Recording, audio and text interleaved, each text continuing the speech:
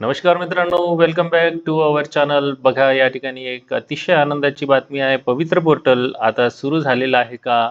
पवित्र पोर्टलवर जाहिराती अपलोड करणे सुरू झाले आहे का? तसेच पसंतीक्रम देण्याची सुविधा कधी सुरू होईल? या संदर्भातील एक महत्त्वाचं नोटिफिकेशन आलेलं आहे मित्रांनो. या ठिकाणी तुम्ही बघू शकता, आता लवकरच पवित्र पोर्टलवर आपल्याला पसंतीक्रम देण्याची सुविधा उपलब्ध होऊ शकणार आहे.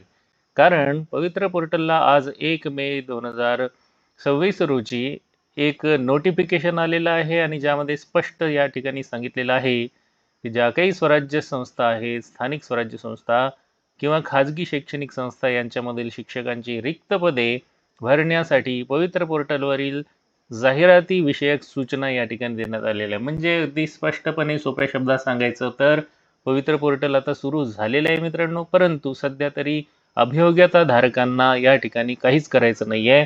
कारण या ठिकाणी फक्त शासकीय संस्था तसेच खाजगी शैक्षणिक संस्था ज्या काही शाळा आहेत त्याच्यावर किती जागा रिक्त आहेत, बिंदू नामावलीनुसार जे काही अपडेट त्या शाळांना करायचं होतं ते अपडेट झालेलं असेल तर त्यांना आपल्या शाळेत किती जागा रिक्त आहेत, त्या कोणत्या विषयाच्या जागा आहेत, त्याचबरोबर कोणत्या कॅटेगरीला त्या जागा असणार आहेत, हे जी माहिती आहे ती आपल्या शाळेची माहिती पवित्र पोर्टलच्या टॅबमध्ये नोंदवायची आहे आणि त्यासाठी संबंधित अशा आस्थापना दिलेल्या आहेत. जसं की जिल्हा परिषदेला हे काम कोण करणार आहे, तर जिल्हा परिषद शाळा असतील तर जिल्हा परिषदेच्या शाळेमध्ये किती जागा रिक्त आहेत याचा आढावा शिक्षण अधिकारी प्राथमिक यांना घ्यायचा आहे आणि त्यांना ही माहिती त्या ठिकाणी काय करून घ्यायची आहे, भरायची आहे. आणि ही माहिती भरलेली तपासणार कोण, तर ते मुख्य कार्यकारी अधिकारी जिल्हा परिषदमधले जे CEO असतात त्यांना हे काम करायचं आहे. म्हणजे ही जी महानगरपालिका असेल, जिल्हा परिषद असेल, तर प्रत्येक स्तरावर वेगवेगळा अधिकारी त्या ठिकाणी माहिती भरण्यासाठी नेमलेला आहे. त्या अधिकाऱ्यांना ही माहिती या ठिकाणी भरायची आहे आणि दुसरे जे संबंधित अधिकारी आहेत ते मान्यता देणारे आहेत, जाहिराती तपासणारे आहेत. जसे की महानगरपालिका असेल तर तिथे प्रशासन अधिकारी यांना ही जाहिरात अपलोड करायची आहे आणि आयुक्त जे असतील महानगरपालिकेचे त्यांना मात्र या ठिकाणी ते तपासून घ्यायचं आहे. तसंच इतरही आस्थापना आहेत, नगरपालिकेला प्रशासकीय अधिकारी, विभागीय शिक्षण उपसंचालक. खाजगी शाळांना त्या संबंधित शाळांचे सचिव किंवा अध्यक्ष, तर तपासणारी संस्था असेल ही संबंधित शिक्षण अधिकारी प्राथमिक. मुंबई जर असेल तर मुंबईसाठी शिक्षण अधिकारी मुंबई महानगरपालिका. खाजगी शाळा ज्या आहेत त्यामध्ये माध्यमिक असतील तर त्यांना देखील अध्यक्ष किंवा संस्था तसेच शिक्षण अधिकारी माध्यमिक.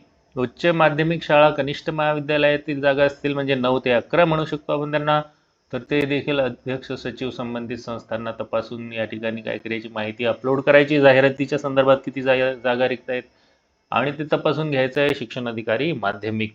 मुंबई असेल तर बृहन्मुंबई शिक्षण निरीक्षक यांच्याकडून त्या तपासून घ्यायच्या आहेत.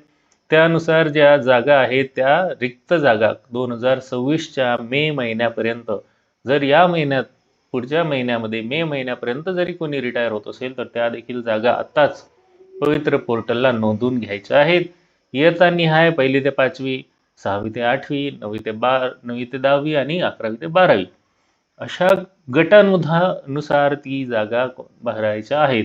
विषयानुसार प्रत्येक विषयाला जागा द्यायची असेल तर स्पेशल जागा द्यायची आहे शाळांनी.